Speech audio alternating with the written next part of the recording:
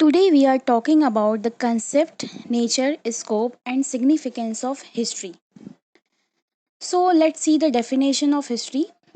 The world history has originated from the Greek word historia, which means what has actually happened. Then, according to Rapson, the progress of events and ideas, their interconnection, and their correct interpretation comes within the purview of history. Then, according to Cromwell, history is God's manifestation on earth.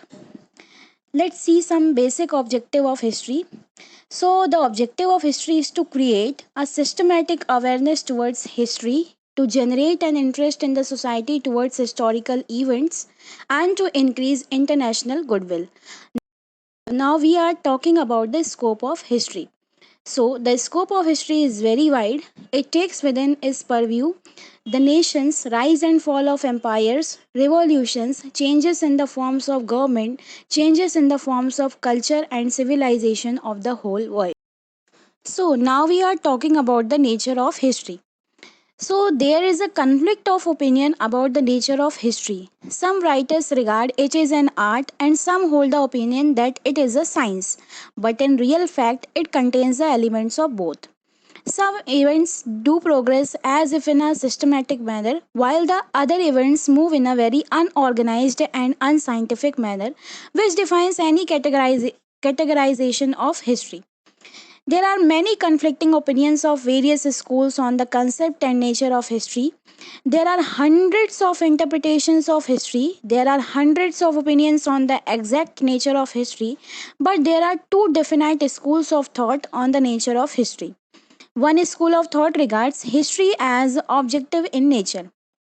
This school thinks that the history should take into account only the objective facts as they have happened in the world and to disregard the subjective factors determining the course of history. To take into account the events which have actually unfolded on the world history as it has moved with the times.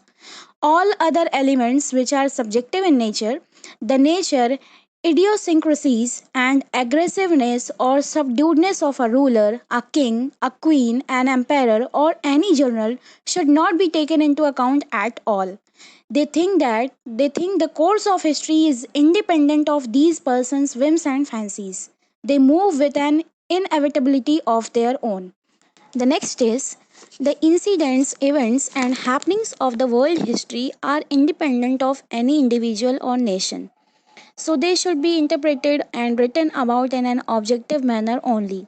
Their interpretation should be independent of subjective considerations.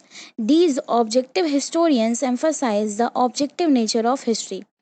On the other hand, there are other historians who regard history as subjective in nature and mostly interpret and write about the history in a subjective way.